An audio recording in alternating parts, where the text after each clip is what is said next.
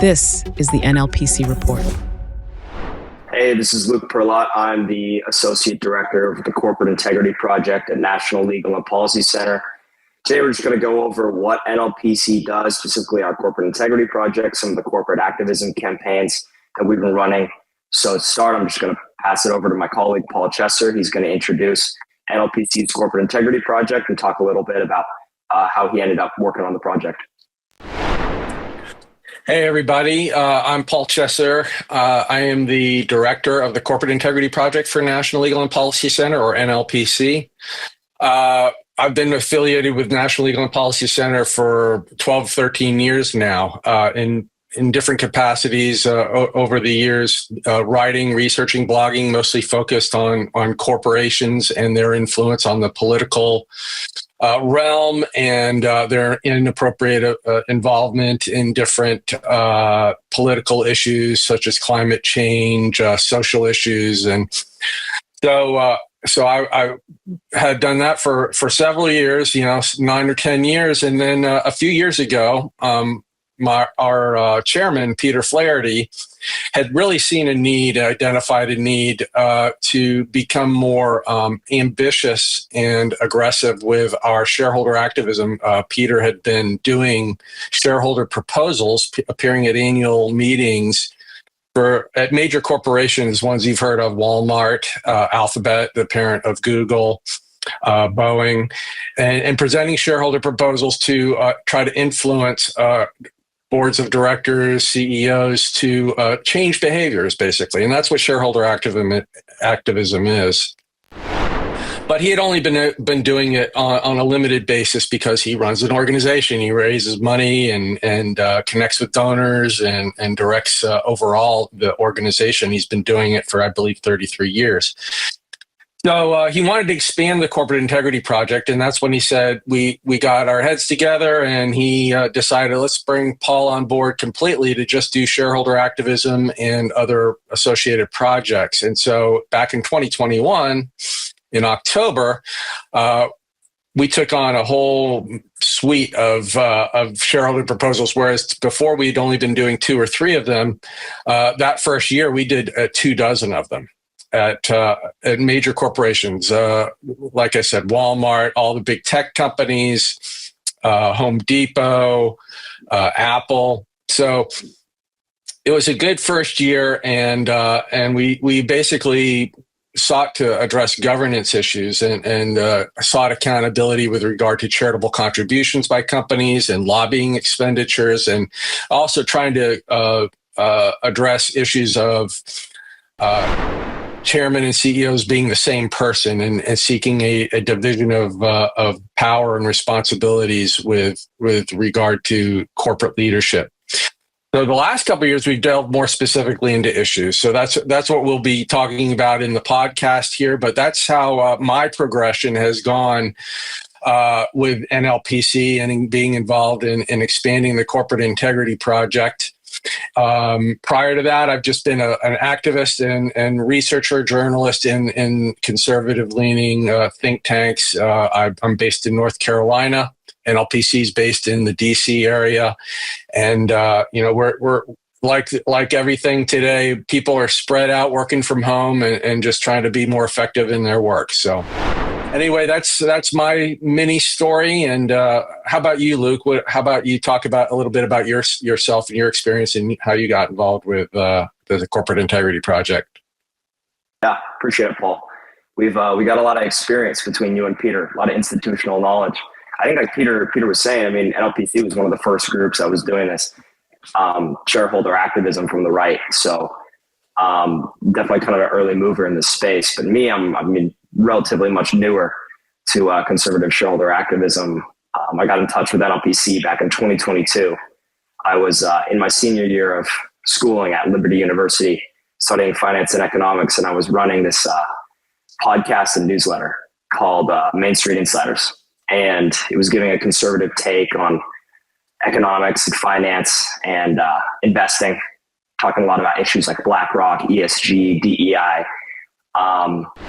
China, forced labor, these kinds of issues that were, very much aligned with what NLPC was doing with its shareholder activism. And we actually interviewed Paul for one of our podcast episodes. And that was the start of the relationship. And then Paul, was giving me some part-time work, allowing me to kind of do some work supporting NLPC's activism campaigns. And then after I graduated, they brought me on full-time, and we haven't looked back. So it's been a blur, lots of fun corporate campaigns that we've been working on. And with Paul and Peter on the team, tons of experience to kind of rely on, years of activism, but, there's kind of a synergy, I think, that comes with having, what Peter says, he likes to find activists at heart. And I think there's a synergy there when you have a team full of those people. So it's been a lot of fun over the past couple of years, and we're still pedal to the metal. Lately, we've been working on this Microsoft proposal. I can start by kind of talking about what we're doing with our AI proposal. And then Paul's been really spearheading our work going after Reid Hoffman, who would be, former one of the LinkedIn co-founders, is on the board of Microsoft after they were acquired.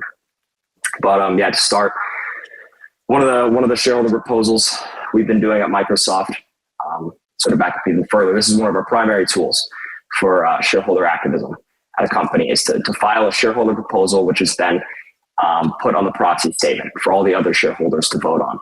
And these become tools not only to bring these other issues before shareholders, but to bring them before the general public.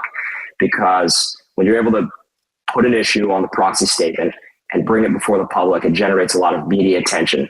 So you're really able to drive the conversation around this company, around kind of specifically ethical or governance activities that they may be engaging in, and how shareholders want to weigh in, how they want to kind of change the company. So at Microsoft, an issue we're concerned with is their AI, their data ethics. How are they handling user data? How are they using this data to train their AI models? Are there potentially ethical concerns that they may be using our data for improper purposes? A lot has been made of Microsoft's relationship with OpenAI, the AI giant behind ChatGPT. And Microsoft is very closely intertwined with OpenAI, to the point that people have, accused Microsoft of even, taking over OpenAI without actually doing so, just because of the amount of control they wield over their board and their executives. And OpenAI has been accused of scraping the web to take user data, your health records, your social media records, personal information. A lot of that's online. And OpenAI takes that and they use it to train their AI models. OpenAI recently appointed, the former director of the National Security Agency. Under his watch, there were scandals with how the government was using the NSA's capabilities to spy on citizens. Well, the director of the NSA, he's now on OpenAI's board, working with Microsoft.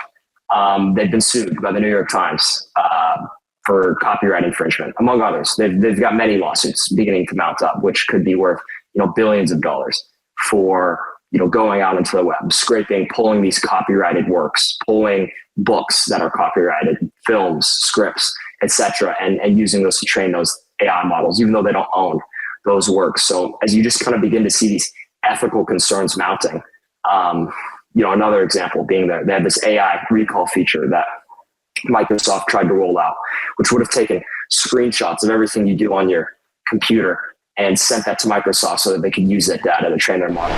Again, it's like some 1984 Big Brother stuff.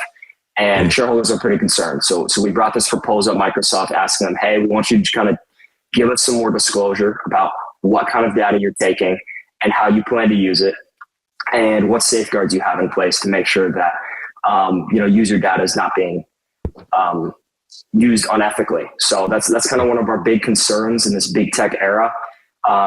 You see it a lot. People were really concerned with the social media censorship, but we think this is really just the next front in kind of the big tech control of society. And so that's an example of an issue we're really, really worried about, but we also will go after specific executives or director candidates, specific people in positions of power at these major companies who we think are particularly ripe for an activism campaign, people whose names you probably don't know, but we think you should know because of a lot of just kind of the dark activities they've been doing. So Paul's been working on that with Reid Hoffman, and Paul, I'll let you go into more detail. Before I get to that, I wanted to just make a comment or two about your AI proposal, Luke. I think it's really a great next step with what we've done with big tech companies.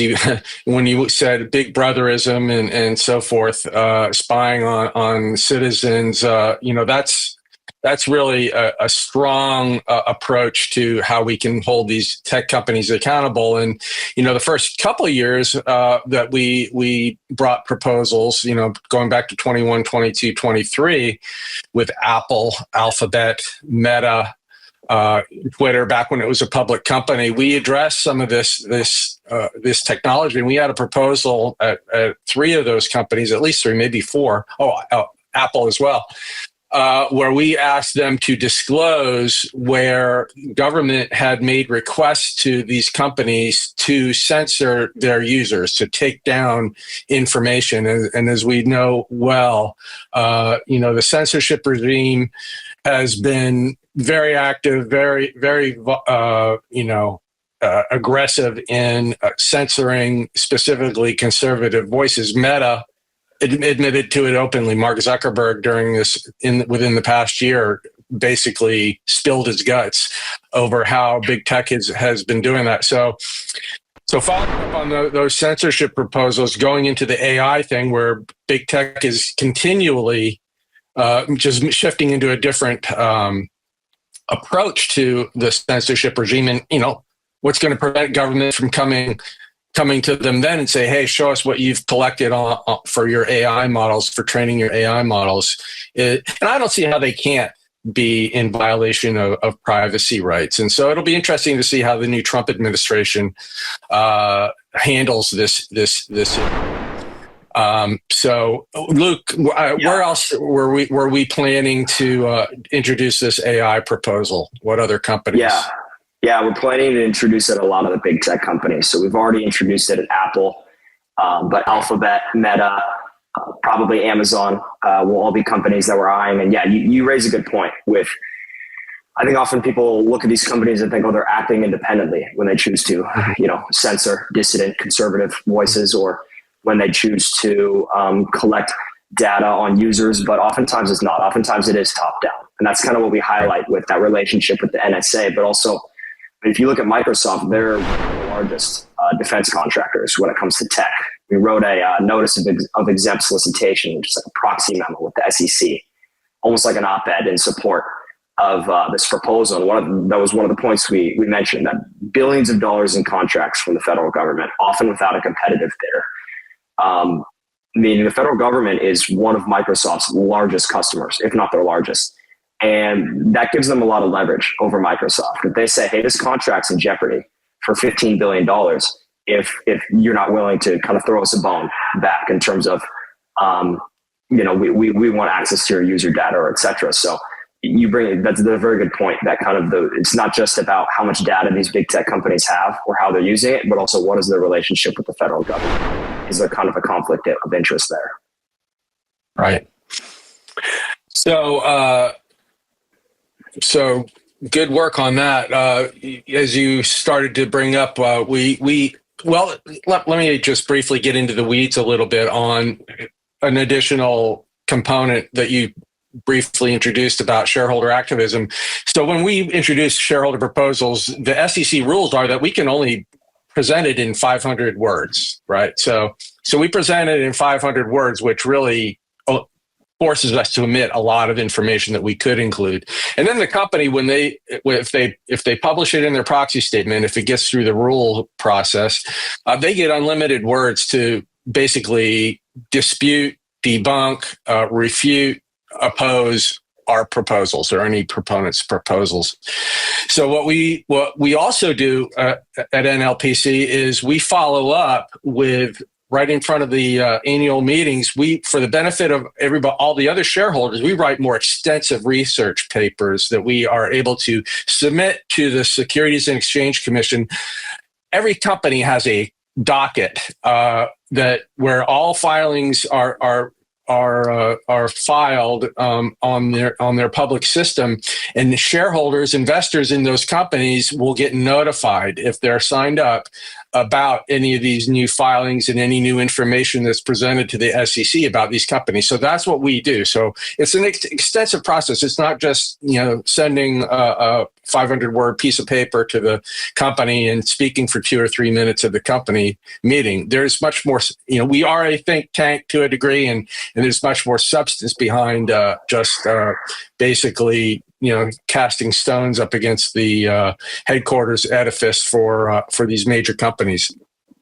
Another thing that we are able to do with these proxy memos, in addition to supporting our own proposals, is weighing in on director nominees. And if we feel like there's a nominee or an existing board member who is being considered for a vote at these annual meetings, we can weigh in support of them. We can weigh in opposition to them. And that's what we've done at Microsoft with Reid Hoffman. Just a brief bio on him. He's the co-founder of LinkedIn. Back in 2016 or 2017, LinkedIn, the social media, business-oriented social media platform, he sold LinkedIn to Microsoft for, billions of dollars. I don't know what the exact figure was. I think it was 26 billion, yeah. 26 billion or I believe it was 26 billion was the total sale. Yikes, wow. That's even far beyond what I thought it would be. Anyway, Reid Hoffman is a multi-billionaire. Big tech, he's part of the PayPal mafia, an associate of some names that Mark Zuckerberg, Elon Musk, Peter Thiel. They're all those Silicon Valley guys are pretty interconnected and know each other. And Bill Gates. And as part of the transaction of selling LinkedIn to Microsoft, Reid Hoffman got a board seat to be put on Microsoft's board.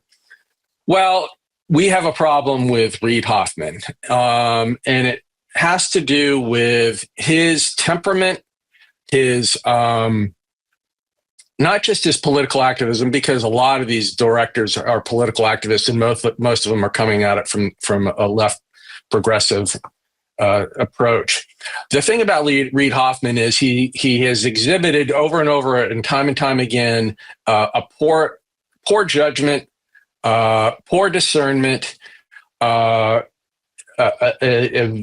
vitriol in his rhetoric, often in addressing political issues and specifically political personalities, namely Donald Trump.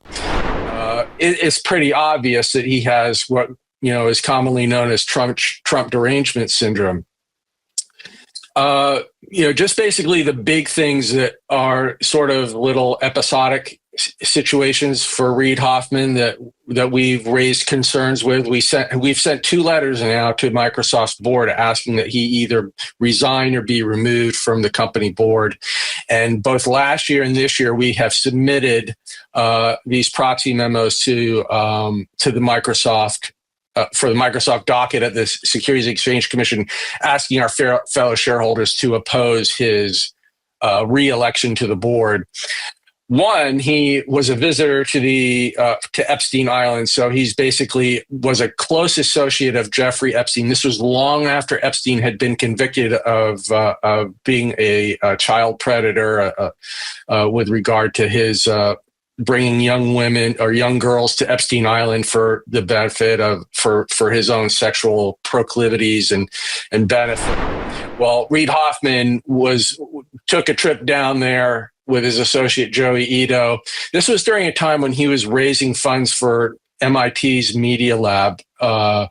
Jeffrey Epstein was trying to drum up business. I'm going to have to be vague on how this association worked, and Luke, if you have more familiarity or recall about this, but basically, Epstein was helping raise money for MIT as well, and this is a big project for Reid Hoffman, and Reid Hoffman would introduce Epstein to some of his friends, and one of those was Peter Thiel. And there was one situation where he sent an email to Peter Thiel to try to get a meeting between Thiel and Jeffrey Epstein, where he said, hey, you should meet this guy, Jeffrey Epstein. He's smart, intelligent, kind of fun, a little bit of a perv or perverse. But, you should meet him. And it's basically the purpose was to raise money for MIT. So that's kind of Reid Hoffman exhibiting that he knows some of Jeffrey Epstein's character, and he was not reluctant at all to introduce him to his well-heeled friends. The other, just for the sake of saving time, I'm sorry, do you want to jump in, Luke, there? Yeah. I was just going to add that he, like you said, he was just kind of acting as this go-between for Silicon Valley and Epstein. So he was the one who was introducing Zuckerberg or Elon Musk or, like you said, Peter Thiel. Many of the tech giants met Epstein through Reid Hoffman. And so that was kind of the core concern. Not to mention, he visited the island. He spent the night at his mansion in New York, where he was known to house child pornography. Very inappropriate relationship with Epstein. And as you mentioned, it's clear that he knew the whole time that Epstein was perverse. You really can't hide behind saying I didn't know. So that's kind of the core of our concern with Epstein. But then I think you were going to go into his political activities. Yeah, well, so, we hear from the political left often about complaints about dark money. They don't know. We often don't know where the source of the money is behind a lot of political activism and so forth. And so, now we've gotten to the point where dark money comes from both sides. Well, Reid Hoffman has funded a lot of what a lot of people would call fake news. He was behind a dark group that funded this thing called Acronym or the Courier Newsroom, which basically set up a shop in a bunch of local communities as an ostensible local newspaper, but really it was just a propagandizing of Democrat narrative filtered out through these local newspapers, and it made out to be what was supposed to be just local news stories of local interest. Basically was propagandizing. He was behind that. Also, for the sake of time, the big thing is he was at a retreat in Idaho with a bunch of billionaires, and Peter Thiel, as one of the PayPal mafia, was at this same retreat. And, Reid Hoffman has poured hundreds of millions of dollars into opposition against Donald Trump in his campaigns since 2016, all the way up through this current cycle. And it's obvious to everybody he's got this obsession, right? He wasn't as much pro Kamala as he was anti-Trump. And Peter Thiel, a Trump supporter, said, Reid, you really ought to just cool your heels. You're basically making Trump into a martyr, basically figuratively a martyr. Well, Reid Hoffman's response from the audience was, well, gee, I wish I had really made him an actual martyr. This was reported in Puck News. Reid Hoffman has not denied it. He, in fact, he basically acknowledged that he said that and didn't really give an apology for that. He said, "Oh, I was just basically echoing back what a word from the audience. I regret saying that word, but." He really showed his true colors in that he said he had wished Trump was made an actual martyr. This was 2 or 3 days before the assassination attempt. 2 days. So, right. So all this, these are just two of many examples that we cite in an 11-page memo that we submitted to the Securities and Exchange Commission that Reid Hoffman does not belong on the Microsoft board on the second or third largest company in the world. Is so influential, has so much leverage with regard to AI, to big tech. Reid Hoffman has no place being on this board. So, if there's any shareholders of Microsoft watching these messages, this podcast, we ask you to oppose him for the board in addition to supporting our shareholder proposal. Yeah, I think this discussion is kind of just a good introduction to shareholder activism. And I think it also just kind of shows a lot of people might not be aware of just kind of the depth of the corruption or the unethical behavior at these companies. The fact that someone like Reid Hoffman, just kind of a Epstein associate, just kind of a, political is violent political rhetoric, and just kind of a dark, person, kind of a Bond villain of sorts. And to see him be on the Microsoft board, I think a lot of people just don't realize that someone like that is still able to gain acceptance in the corporate and business world. But fortunately, NLPC is putting in the work to oppose these people. So. Right. I just want to add brief context to that also. This is not about his political viewpoints, because Penny Pritzker is also on the Microsoft board. She's very, very left-wing board director. She was President Obama's Secretary of Commerce, big left-leaning donor to Democratic candidates, Democratic causes. We are not asking for her to be removed from the board, because she conducts herself respectfully. She's even-tempered. She's not demonstrated herself to be, excessive in her political activism. So this is really about his temperament, his judgment, and not about who he supported for president or any other political candidates. Yeah, I agree. I think that's a very good introduction to our activities at Microsoft, and also just kind of the project as a whole, the type of work we do. I think it's a good spot to end. But yeah, appreciate it, Paul. Thanks for the in-depth rundown. Thank you, Luke. Thank you for watching the NLPC Report. For details on this story and to learn more about the National Legal and Policy Center's mission to expose government and corporate corruption, visit nlpc.org.